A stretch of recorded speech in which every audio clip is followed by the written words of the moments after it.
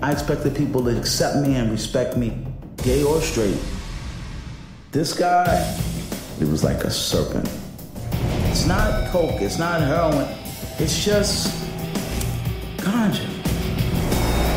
I'm gonna take my girl and we're going to Jamaica, yeah, baby. It started to feel pretty dangerous. In a way, it's like you were kidnapped. It just went bang, bang, bang, right into hell.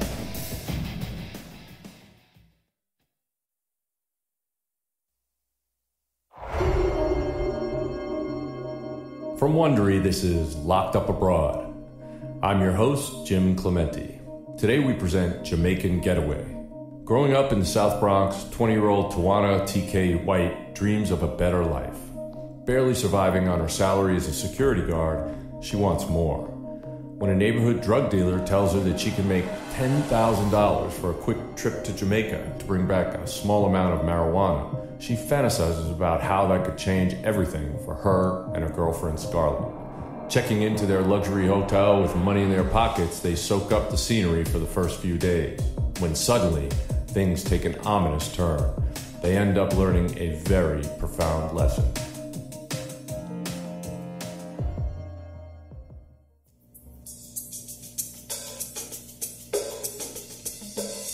I grew up in the South Bronx. The cops wouldn't get out of their car. That's the best way to put it. You had to be able to walk the walk and talk the talk. That was the Bronx. I was 20, but I was still like a big kid. I really was. I was a woman that was full of salt and vinegar and stupidity. All heart, small brain. Both my parents worked, and I had my mother telling me, "Hey, you know you really could do better than being a security guard. Go back to school, go do this, go do that." Okay. And she wanted me to become a lawyer. Okay. These were all long-term things. Okay. Yeah, I gotta go. And I had a very short-term mind. I was working as a security guard. I was glad to be working, but $8 an hour even then wasn't saying much. I was in a relationship with a very beautiful girl named Scarlett. She was happy-go-lucky, always smiling, the total opposite of me. I don't think it would matter gay or straight. I expected people to just accept me and respect me, and most people did. Dressed like a boy? Huh? What? But there were some people, they wanted to make it hard for you. They wanted to see if they could twist it a little bit. Better keep walking. There were moments it was hard. Scarlett was living at her grandmother's, and I was living with my parents. Every now and then, she would stay with me. If I did any sneaking, it was sneaking her in. Can I just get a nice apartment, please? Yeah. Good deal. Is that too much to ask for in life?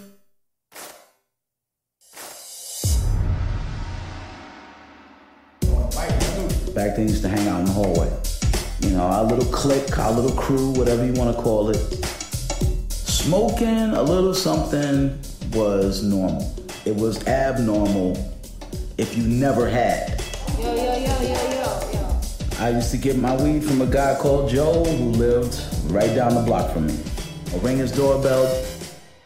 Either him or his wife would come to the door. His kids would be running around. Hey guys. He had the accent, well, what you want today, man? You're smoking. It used to crack me up, because you would just smell it off of him. If you weren't high when you got there, you was high when you left. If you could imagine a skinny black Santa Claus giving out marijuana, that was Joe. He mentioned to me. I need somebody to make a trip. Oh yeah? I need somebody to go to Jamaica and bring back some ganja. He just was like, hey, I think you'd be good at it. You look good. You have a good head on your shoulder. Eventually, I was like, So how much ganja? he's like, Not much. About 20 pounds. you know, making it sound really light. So I'm like, 20 pounds. Guess that's not that much. And he's telling me the most I was gonna have to do was be a tourist for a few days. Hang out, have fun, and then when it's ready, it'll be in your bag. You get back, you get 5. That's it. And I'm like, 5,000? For a couple of day trip?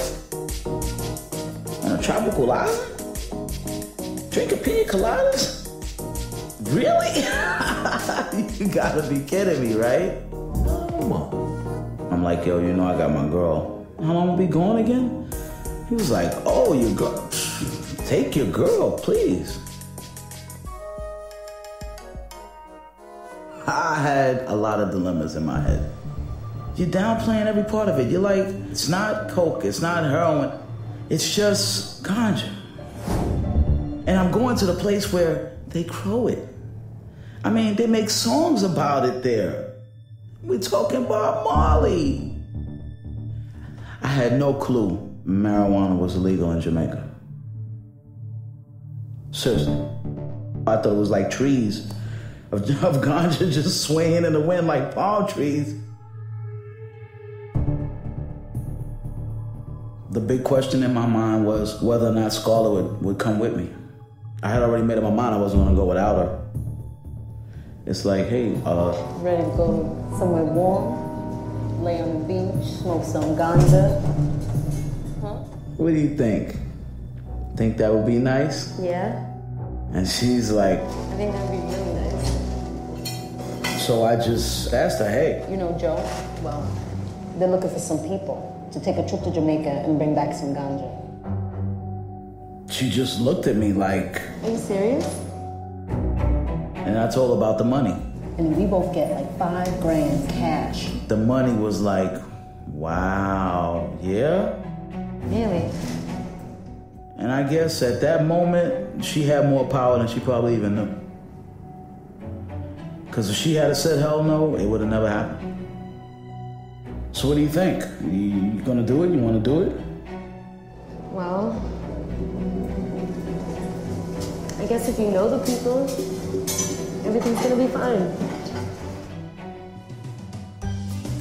I'm gonna take my girl and we're going to Jamaica. Yeah, baby. I had it all planned out, down to the last 25 cents. The money was gonna go to the apartment. I mean, hey, Happy New Year! I'm out of this hellhole. We went back to Joe's house to figure out how this deal was gonna work. He was like, hey. The guy is coming. And I was like, oh yeah? Yeah. You want to meet the guy that's sending you, right? And up until that point, I had really thought it was Joe.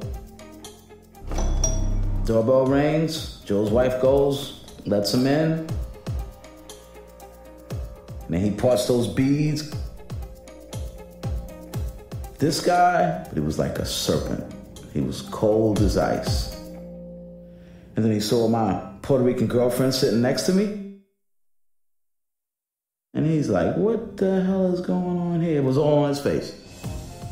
He said a few little murmurings, to Joe, and it was his way of saying, how do you know these people?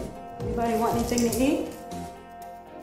Everybody's doing a whole bunch of family things in the middle of this really serious thing going on.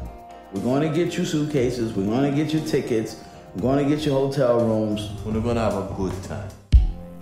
His only question was, Nobody try to rob me, though. Rob you? you kidding me? Yeah, I might have looked unsavory, but he was so safe with me. And he's like, I want to get you guys blessed. Yeah, okay, what you mean by blessings? Yo, Santeria, voodoo. Okay. This is a twist. So we went all the way to Brooklyn from the Bronx. He took us to this lady's apartment. She was very serious. We looked at each other, and I gave her that look, and she gave me a look like, don't say anything, don't say anything.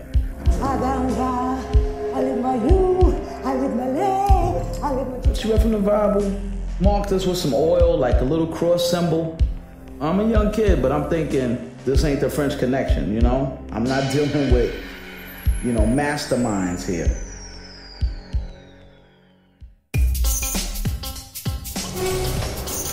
The next thing that happened was shopping for bags. Myself and the financer of the trip. And we picked up some Samsonite. Big bags, like you could do a mob body chop up and put them in the bag, that kind of bag. Did I start thinking, gee, we're gonna be bringing back a lot of stuff? No, if I'd have thought on it, I really couldn't have done it.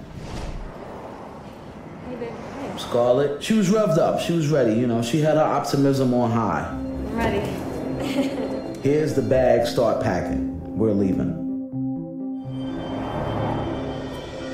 I'm gonna miss y'all, man. I can go to Jamaica with y'all, man. Why not? It was the last night before we left, and it was the farewell party. Can I come? We don't want you to go. You don't belong there. We drank our last New York beers, and we smoked our last New York blunts. And I guess it was not really something you would do before a normal vacation. You're not scared, are you? She's scared. You scared to walk out the front door. Maybe in the back of our minds, there still was that sense of, we're taking a risk here. You know, like, I mean... What? It was too much like saying goodbye to something. It was the day we were due to leave. I told my mom I was going to stay with some friends for a few days. God forbid she would have seen me with this big bag in November. Thanksgiving coming up in a couple of weeks. You think of two young people like you just won a trip to someplace. It was that kind of frame of mind. Looking back, I'm like, wow, you idiot.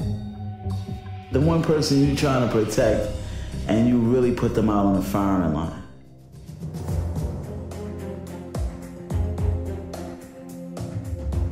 We touched down, and this was like a little countryside airport.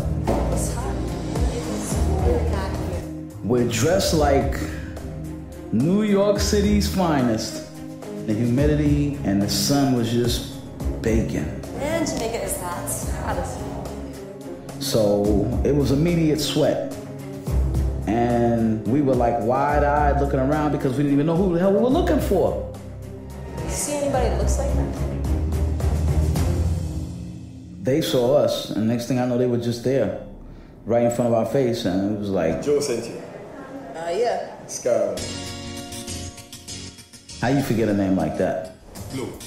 I was like, how'd you know it was us? And they're like, please. Stand up. You guys stood out. We knew you were from New York. Where you taking us, man? Someplace great, man. Load that fun. They were all smiles, ready to take our bags. You know, it was like two bodyguards.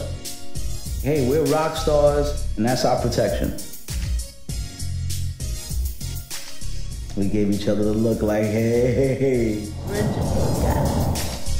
Started driving to the hotel and just, oh man, looking at all that scenery in Jamaica, at all the palm trees, Scaramouche talking all the way, telling us about the clubs and different places we could go eat, and oh, you guys are gonna have so much fun, you know, whatever you guys wanna do. That's what he kept saying, whatever you guys wanna do. We pulled up to the hotel and everything looked beautiful. A nice big bed, air conditioning, television. Oh my God. Decent little view. It was very nice. Let me tell you. Look. I did. Plan was to stay for a week, Joe just sent some money, man. Some and they sent us a wad of spending money to enjoy ourselves with while we were there. For every $1 American dollar, they would give you 32 Jamaican dollars. So in the beginning, it seemed like we were millionaires. And we definitely played the tourists. I want to go where Bob Marley went. Laying on the beach, eating grilled snapper that they cooked right there on the beach. Swimming, getting in water that, you know, I could see my toes. I was living in the now. No thoughts more than what was going on right that minute. They were all smiles. Hey, pretty girl, you wanna go out, later on, me and you and this and that? Then she just started giggling like, you're kidding, stop. And after a few times, I guess, of laughing them off, I actually told him, hey man, that's my girl.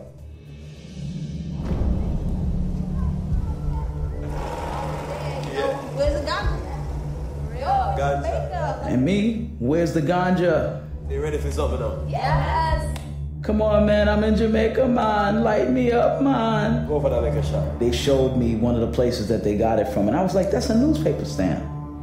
So it really stuck in my mind that this is nothing here, right? But it was. It was, as I found out. Angela, right? He hands me the bag of weed, and then I rip open the little plastic bag. TK. The guys just start, like, bugging out. I'm like, what is it? Can't, that's illegal. What you talking about, man? You just bought it over there. But I could tell from the look on their faces, it was serious. TK. And then it started to seep in. You mean this is a big thing here? You mean like weed is not just cool? The police, them see them lock you. And it's starting to hit me now. Hey, this is serious on this side of town, not just where you came from. Want more Locked Up Abroad in your life? Introducing Wondery Plus. Wondery Plus is the only place to get exclusive access to unreleased audio content, including an unaired interview I did with Billy Hayes. He was featured in our first episode, and there's going to be much more. With Wondery Plus, you'll hear stories you can't hear anywhere else. Wondery Plus is also home to behind-the-scenes looks at our show, scripts, and even more. Visit Wondery.com/plus to continue to experience Locked Up Abroad and to get your first 30 days free. That's Wondery.com/PLUS. Don't miss out on all the exclusive content your ears can take. Sign up today.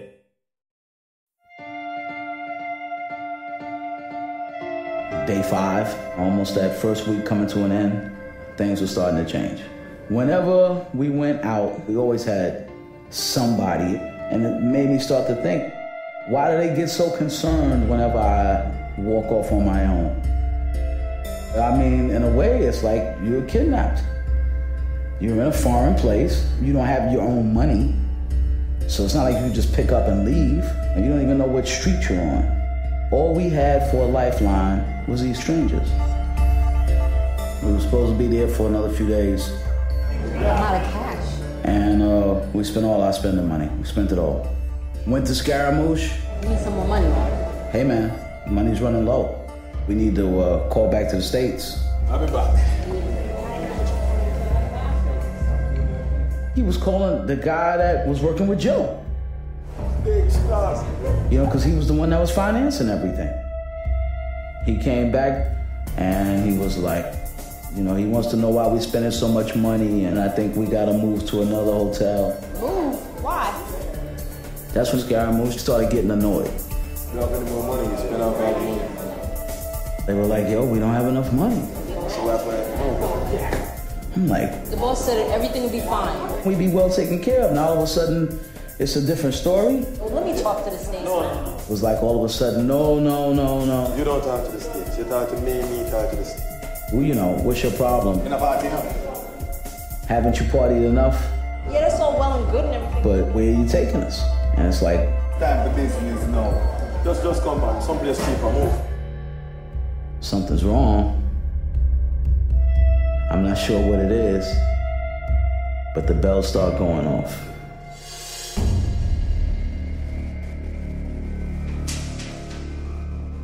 It was like you drive from an okay part of town into the worst part of town you've ever seen.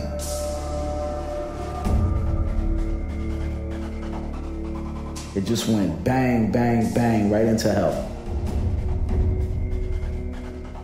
It was the worst hotel I've ever seen in my life. It was a motel. It was like someplace you would, bring a hooker or something, I guess. Showed us to a room, opened the door, and it was like, whoa. You know, just wow. And they were like, hey. This is all we have money for right now.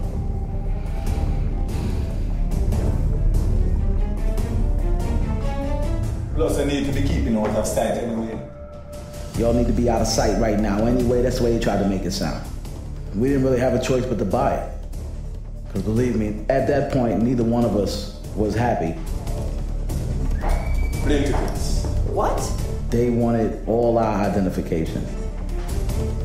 It raised another red flag with me because I'm like, Why? we're supposed to be leaving soon. I was saying no. No way. We'll keep them. I didn't want to give anybody anything.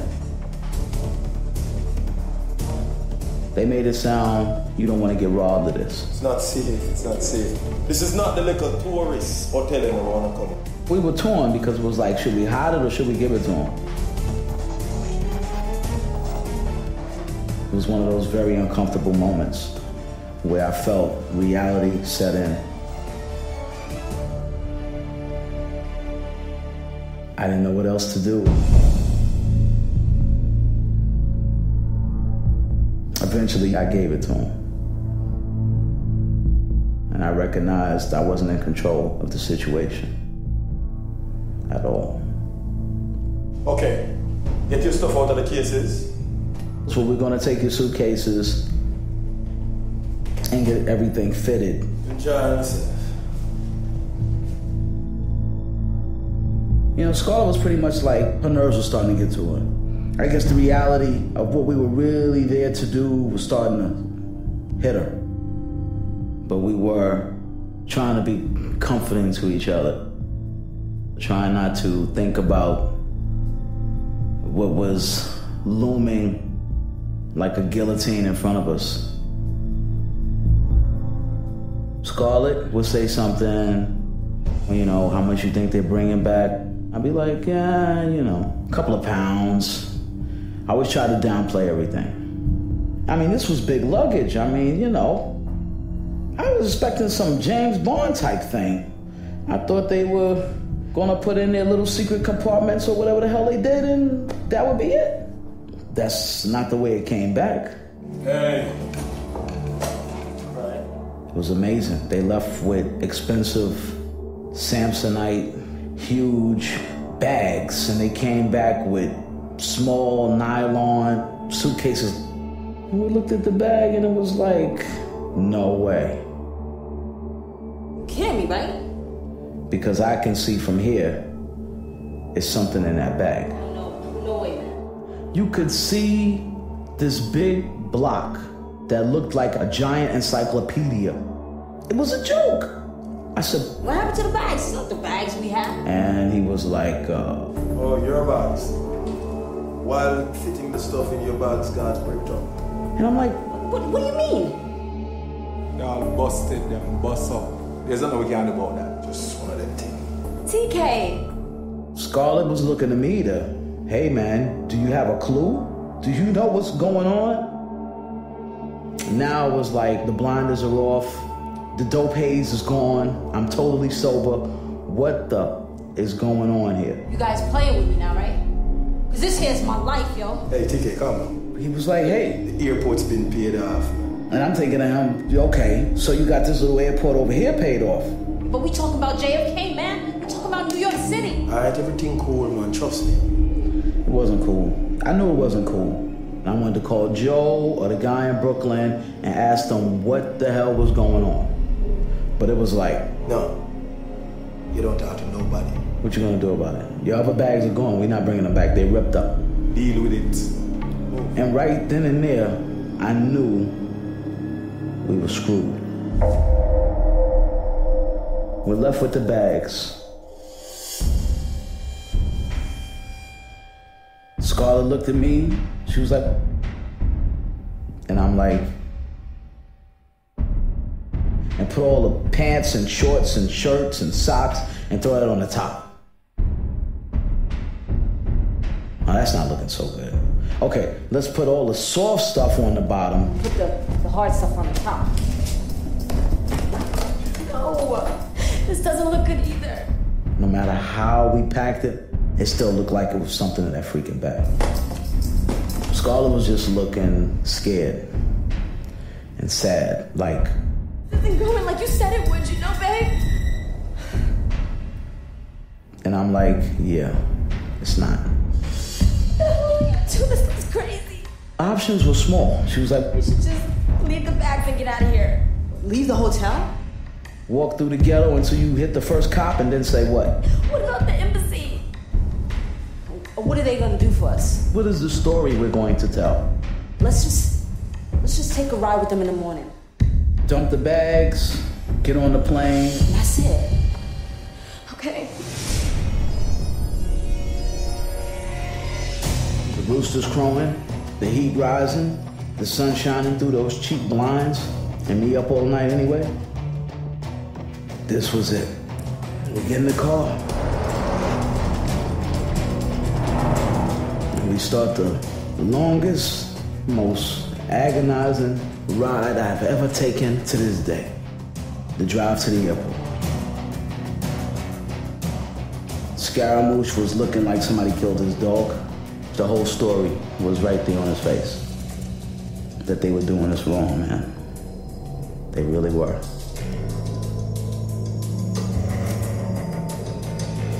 Scarlett and I are just barely talking. She's looking out of her window, I'm looking out of my window.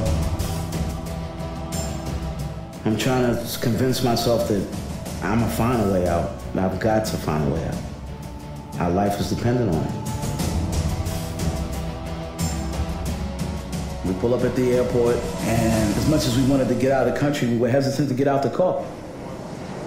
My head was hurting, my stomach was hurting. And it was like, oh my God, just please, just get us through this. I'll never be a dummy again, I promise.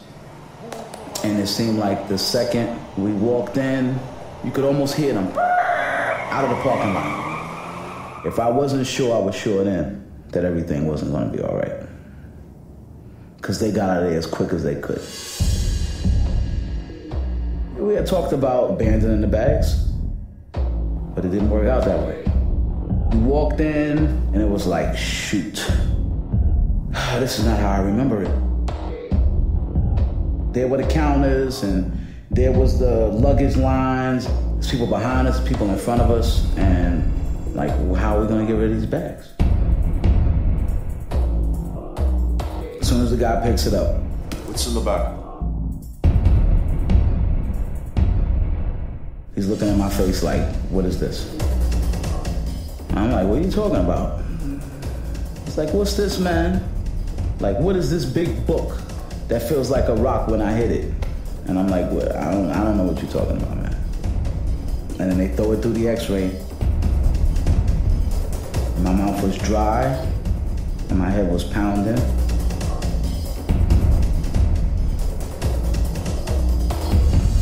Okay, step to the side. And that's it. The party was over.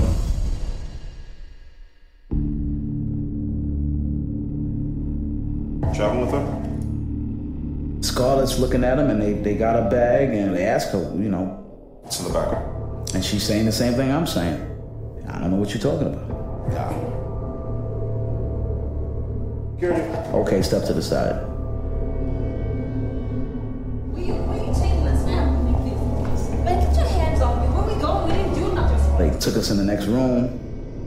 Face the wall and take your shirts off. They want you to do everything but get naked. And then they recognize, okay, they're not actually trying to carry anything on their person on the plane. And let's throw all your personal stuff on the counter for everybody to look at. And then flip it over and just cut a bag and, whoops, what is this? Is this a giant brick of marijuana?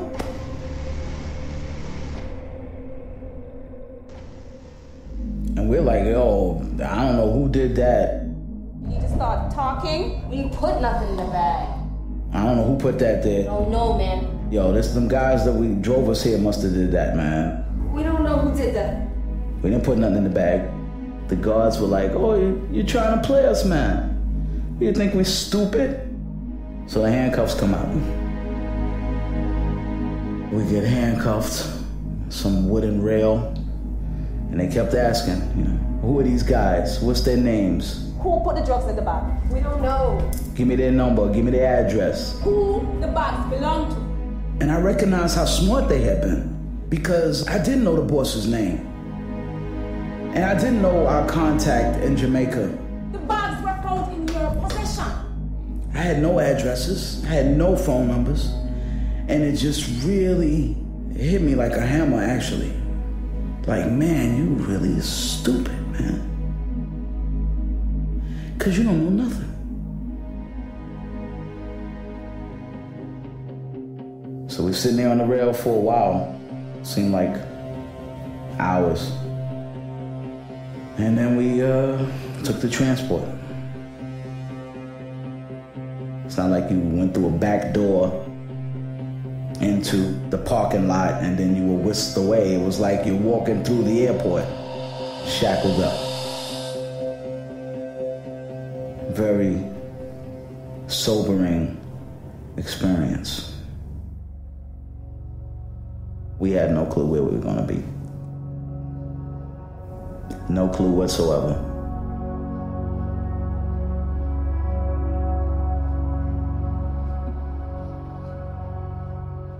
They opened up the back of the van. All the sun hits you and it's like you shuffle your way out, because you're all shackled up. I took one look at the place and I'm like, wow. It looked like pre-Civil War torture chamber. This is bad. The smell hit you. The sweat, human waste, rotten food, garbage. I never smelled despair. It's got a smell to it. Better believe it. Scarlett was clinging to me. I can't blame her. I mean, she was scared. Just all pushed into these 2 rooms. I have never felt as alarmed and alert in my life. The Jamaicans right away noticed that we were a couple. They're rude, man. They're angry, they're hostile. And I wasn't gonna tell her not to hold my hand. And I wasn't gonna tell her not to lean on me. I mean, come on. I did this to us. But I'm thinking to myself, I have gotta get her out of here. That night I didn't sleep. As the night wore on and the air changed, it was like a dampness in the air. I was numb. It was me who felt withdrawn in my heart. And that was just the guilt, the realization of how badly I had let her.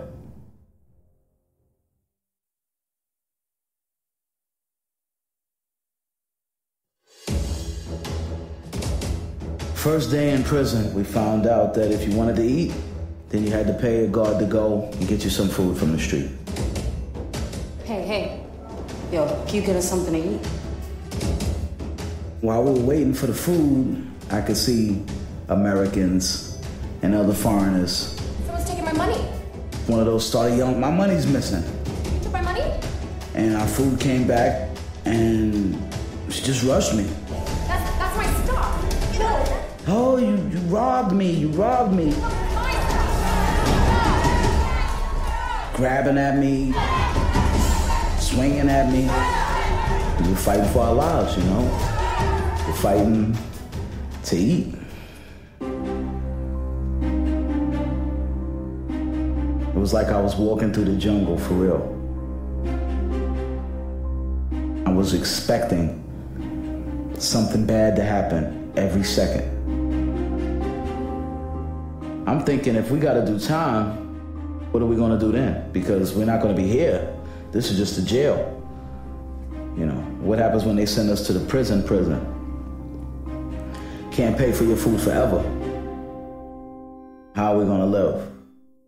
How many fights can I possibly win? Because right now I'm only dealing with, 30 people that maybe have a problem with us. TK1 and Carlet Jones. Because after we had been there for a couple of days, the embassy came and, it was okay, so who do you want us to get in touch with? Scarlett gave the embassy man her grandmother's address and telephone number. But in her heart, she really didn't think it was going to do any good. I'm still torn about whether to get in contact with my family. I was practically ready to accept whatever punishment I had coming to me before disappointing my mother. No, I'll stay here and take my lumps. And the embassy man looked at me like, I think you've lost your mind. I think you really need to tell me somebody to contact back in the States. If for nothing else, so that when they find your body, somebody might want to, get it mailed back. And when he put it to me that way, okay, here's my mom and dad's name and address and telephone number. I still was like, well, only call him if something happens to me. And he's like, Something did happen to you. Okay. Scarlett was thinking, like, oh my God, my grandmother, she's not gonna believe this. Now I had the guilt of her on one half of my body, and now I had the guilt of dragging my family into my BS on the other half. Thanksgiving had come and gone now. This is the point where my mother's going, okay, now when's my child gonna call me? So that was weighing on my mind.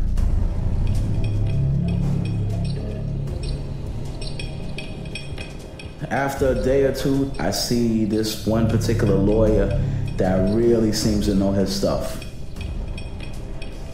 And I say, if there's any way we could get this guy can get us out of here. Amen. I kept motioning at him, with my eyes like, hey. He came to talk to us and hear our story. Some guys set us up and we got caught carrying ganja through the airport, man. You gotta help us out of here. How much ganja are we talking about? I don't know, like hardly nothing. And it's gonna cost some money. But I believe I could have it reduced to a fine. You guys are able to pay this fine. You're just about good to go home. Okay, we can get out of this, but will we be able to get out of this? Where's my card? I mean, we went there because we didn't have any money. So obviously we didn't have any money. Right. So now we were gonna have to figure out which family members were gonna be able to come up with this money. We gave you some hope. You just might not have to die in this place. After a day or two, the embassy guy came and said, hey. You're gonna make a phone call today. He pretty much told me, I'm calling your mom right now. I had no words because I really didn't want to talk to her.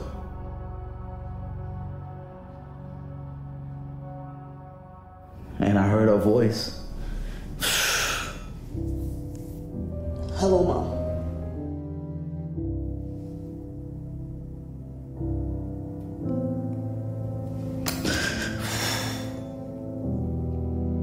She hadn't slept. She was crying. And I'm trying to sound like, I'm all right, Mom. Come on. I'm sorry I messed up. It's like if I had stabbed her, it couldn't have hurt her worse. Just hearing her say, are you okay? It just broke me. She's like, look, your father and I are going to do whatever we got to do because we're going to get you out of there. When I hung up the phone, I told the embassy guy, I need a minute.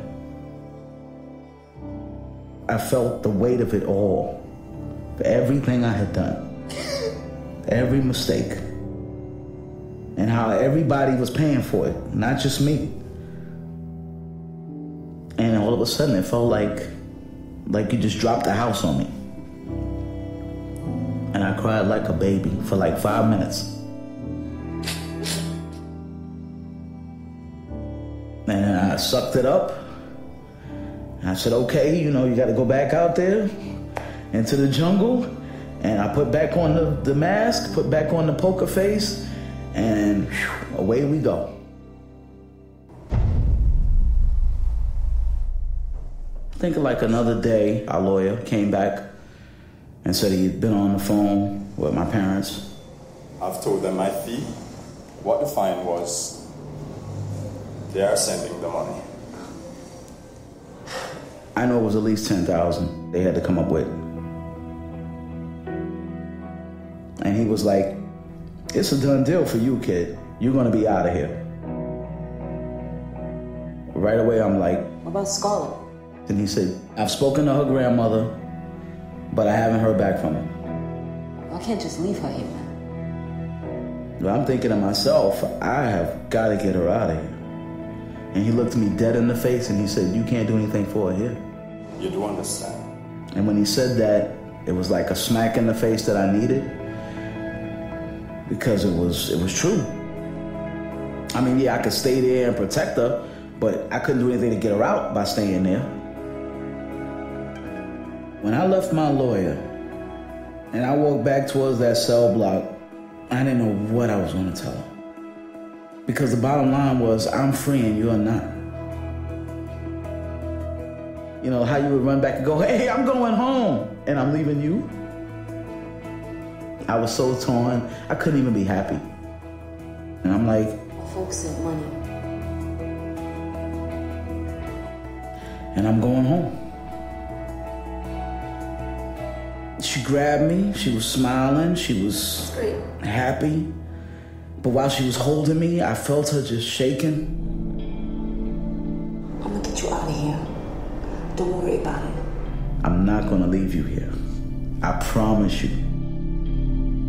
TK White? They opened those bars and they point at you and they say, come on out. And you're like, I'm free. And they close that bar behind me and you hear it. Bang. When they lock it, clink. And I'm walking away and I'm trying really hard not to look back. And I look back anyway.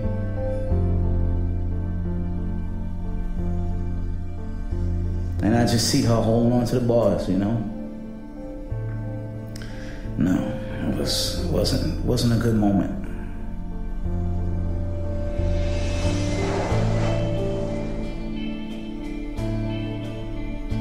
It was at least 3 days after Thanksgiving when I got home. My folks were there. You know, it was like a family hug. And I felt my father, you know, crying.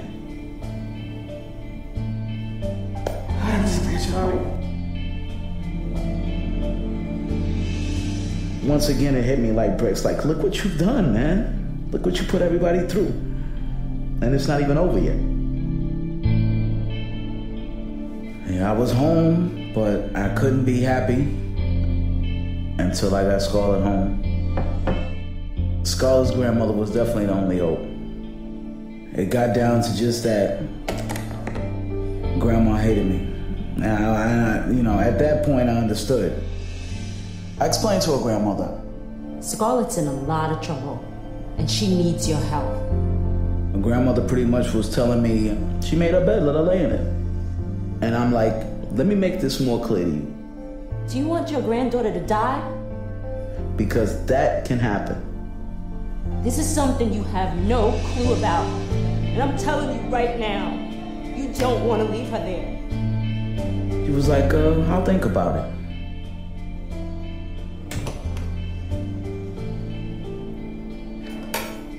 I had Thanksgiving with my family just for them. I couldn't celebrate. How am I going to celebrate my freedom when somebody that trusted me, that loves me, is locked up? Every moment I thought about what she was doing. I was free, but I was locked up with her. I believe it was 10 days. It felt like a month. She walked up on the block. Oh, man. If If I'd have been a little corny and a little sappy and not such a hard ass, I'd have ran to her like a Harlequin romance. But I stood there and I just looked at her and I waited for her to get closer and closer. And then when she was standing right in front of me, I tried to crush her.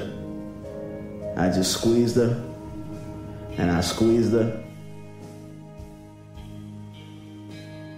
And I felt like I wasn't gonna stop squeezing her.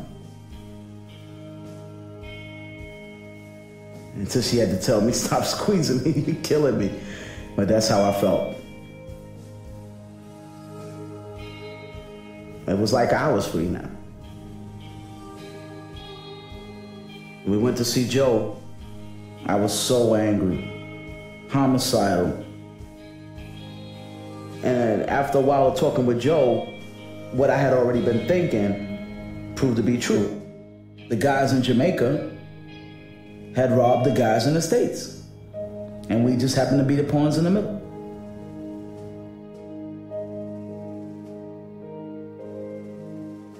Scarlett and I eventually moved in together. We were together at least another year, but I never forgave myself. There was something between us that went unsaid, but it was always between us. Maybe just looking at that person can remind you those experiences. I'll see you later. Who wants that kind of reminder? Nobody wants that. I believe it cost us a lot. Innocence, trust, love, paid big time for that trip. It really made me second think everything in my life, value things much differently, because money is only so important. Not for $1 million, let alone 5,000. Not for $1 million would I ever do that again. Trust me, it's not worth it. You lose too much. You lose too much.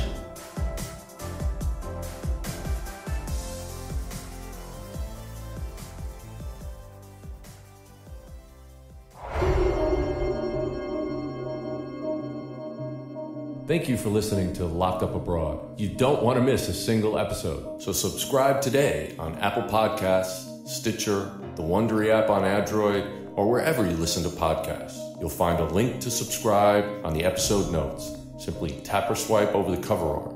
You'll also see some great offers from our sponsors.